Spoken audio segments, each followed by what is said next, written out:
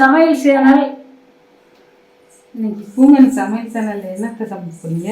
Mutton நல்லி சால்னா சரி சரி வச்சு சூப்பராக இன்னைக்கு இருக்கும் சுவையாக வச்சு செய்முறையெல்லாம். இப்போ வந்து எப்படின்னா சட்டி இந்த எடுத்துருவோம், வறுக்கிறத வறுத்து வச்சுருவோம். 3 டீஸ்பூன் மல்லி,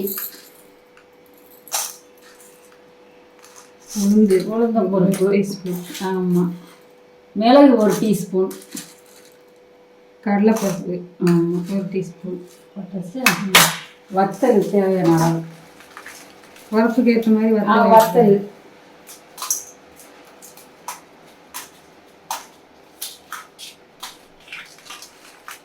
ஒரு 10 வத்தல் எடுத்துக்கிடணும். 10 வத்தல் வறுக்க போகிறோமா? ஆமாம், இது எல்லாத்தையும் வறுத்துக்கணும். சட்டியை காய வச்சு கருவேப்பிலை,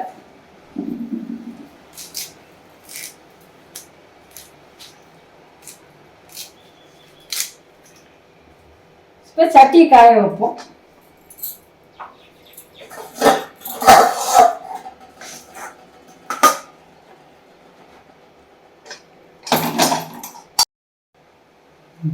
இப்போ சட்டியை காய வச்சு வறுத்து எடுத்துக்கிடுவோம். கொஞ்சமா எண்ணெய் ஊற்றி சட்டி காயட்டும்.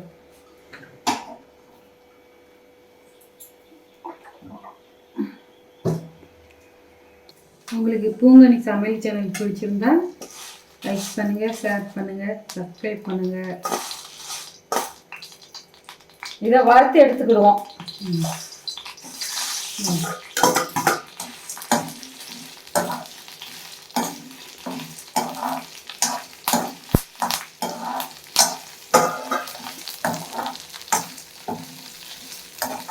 இப்படி வறுத்து அரைங்க நல்லா இருக்கும் குழம்பு.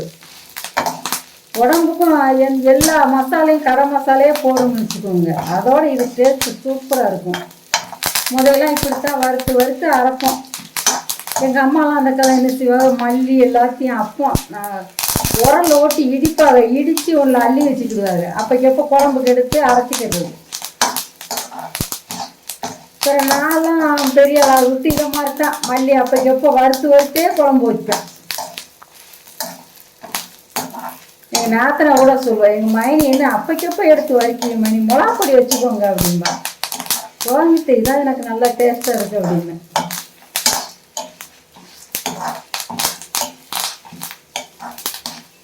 இந்த மாதிரி வறுத்து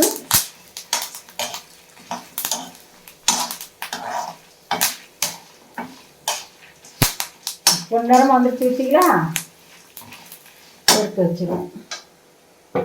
இப்போ நல்லி இருந்தால் கூட்டி வைப்போம்.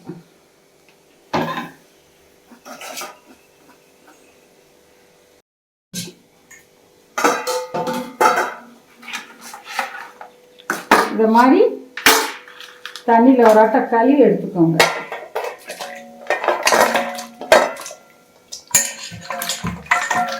சட்டி காயட்டும், அதுக்கு நான் கழுவி வச்சுக்கிறேன்.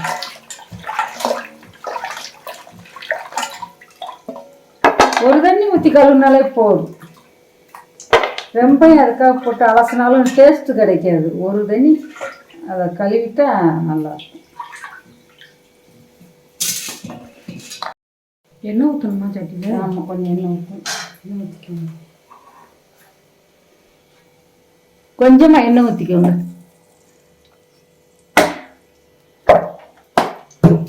வெங்காயம் ஏற்கனவே நல்லா சின்ன வெங்காயம் உரித்து அலசி வச்சிருக்கிறேன்.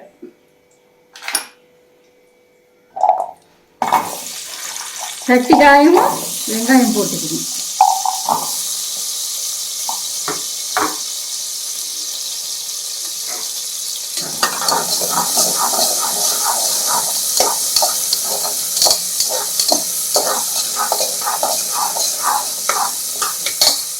இப்போ ஏற்கனவே தக்காளி 3 தக்காளி நல்லா அலசி வச்சுருக்கிறேன். அதை இந்த வெங்காயத்தோட வெட்டி போடுவோம்.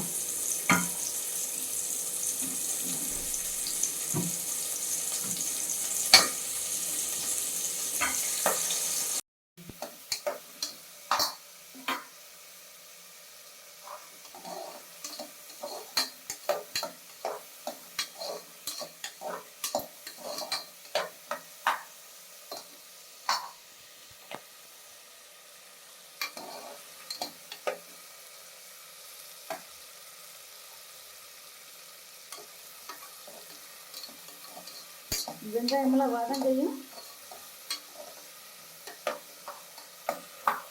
இப்போ அதை போடுவோம்.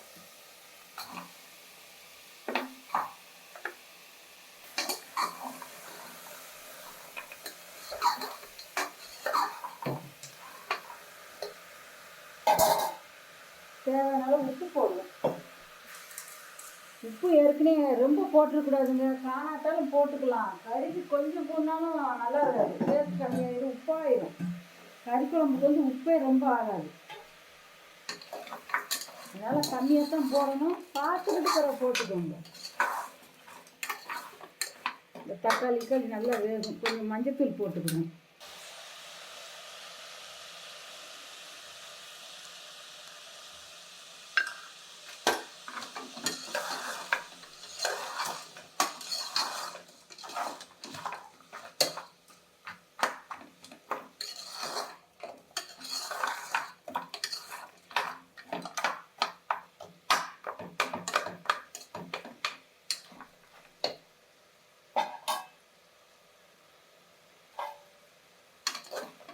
இது மாதிரி வதக்கி விட்டு நல்லா குக்கரில் ஒரு 4 விசில் போட வைங்க. நல்லெலும்பு சூப்பு சூப்பராக இருக்கும். அந்த சூப்பு தோசை இட்லிக்கு ஊற்றி சாப்பிட்லாம். தக்காளிலாம் வதங்கி சேர்த்திங்களா, இதை தண்ணி ஊற்றி வேகும்.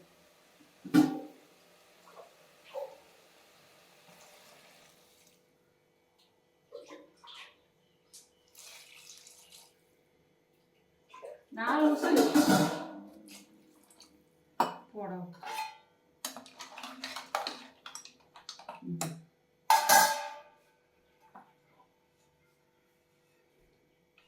இப்போ மூடி போட்டு மூடி இருக்கும்.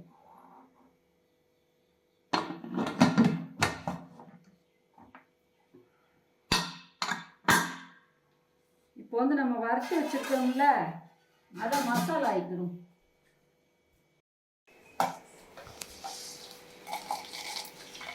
ஏற்கனவே வறுத்து வச்சோம்ல, அதை பேஸ்ட் ஆகிக்கிடுவோம், மசாலா ஆகிக்கிடுவோம்.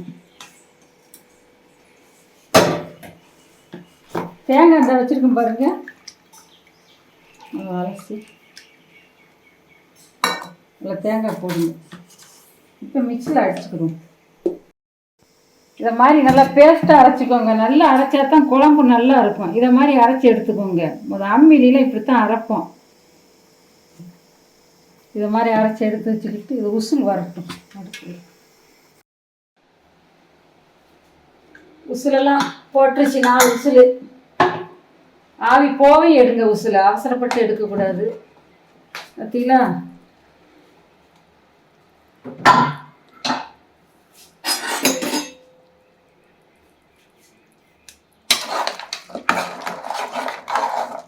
ஸ்டவ்வை பற்றாச்சு விட்டுக்கணும்.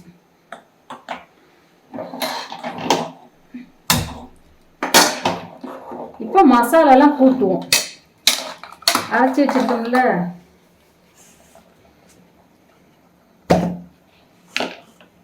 அரைச்சி வச்ச மசாலா இப்போ போடுவோம்.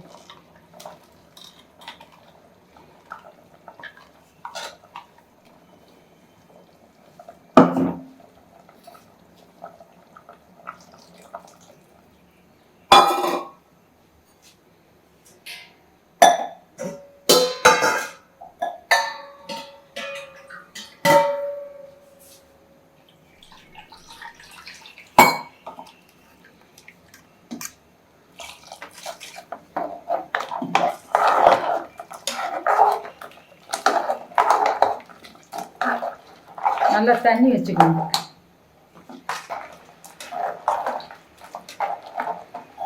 இஞ்சி பூண்டை இடிச்சு போடுவோம்.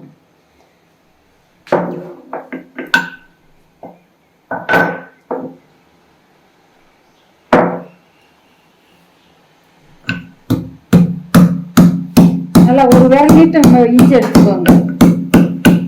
பூண்டு போட்டுக்கணும். இந்த இவ்வளோ பூண்டு போடுங்க.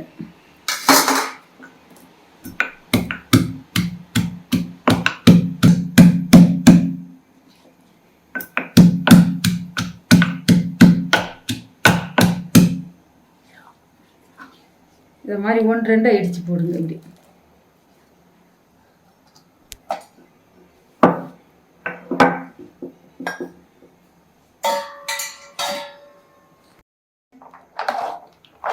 இதை மாதிரி தண்ணி நிறைய வைங்க.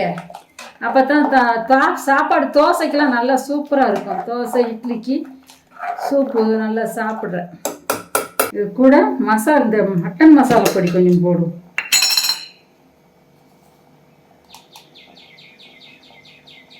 ரொம்ப போட வேண்டாம், கம்மியாக போடுங்க. இது போதும்.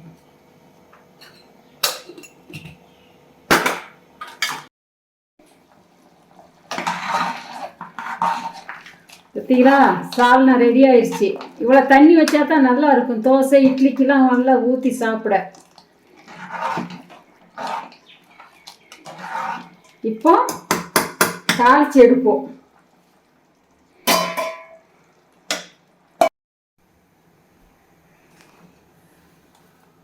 இப்போ சட்டி காஞ்சிருச்சு.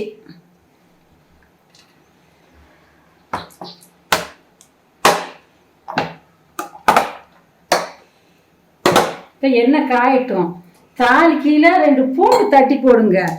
இது சால் நல்லா, அதனால தட்டி போடலாம். உதையும் போட்டிருக்குது. இப்போ தாளிக்கையில் போடுங்க, வாசமாக இருக்கும்.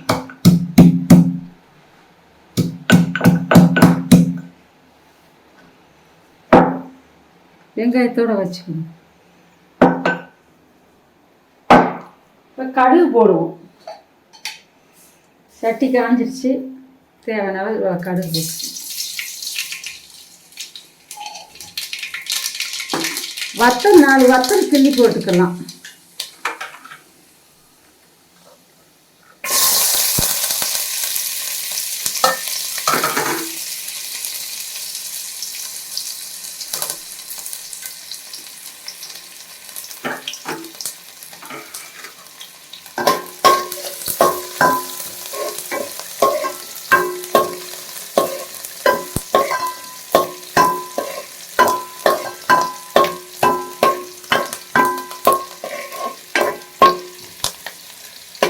வெங்காயம் நல்லா வேகையும் போடும். நல்லா வெந்துச்சு வருங்க. போடும்.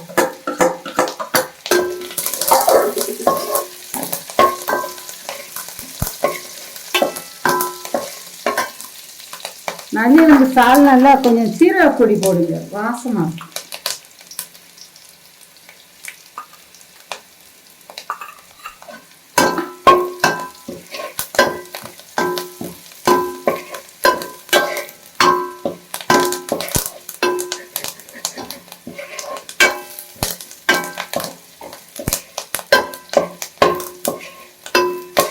நல்லா இப்படி வேலையும்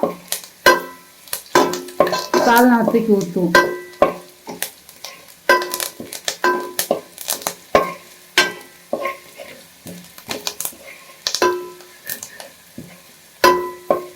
நல்லா பொன்னிறமா வந்துருச்சு பாருங்க.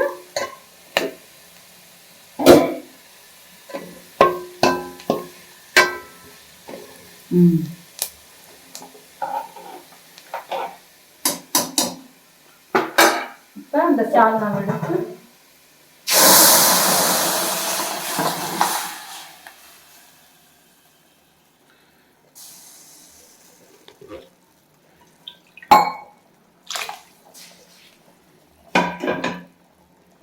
சால்னாக்கு இவ்வளோ தண்ணி வைங்க. அந்த இட்லி தோசைக்கெல்லாம் இப்படி எடுத்து சூப் நல்லா இருக்கும் சால்னா.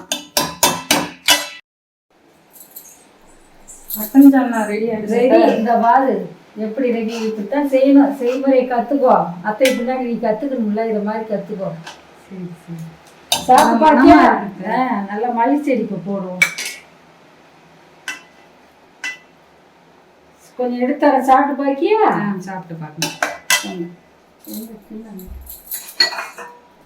சாப்பிட்டு பார்த்து டேஸ்ட்டு சொல்லு.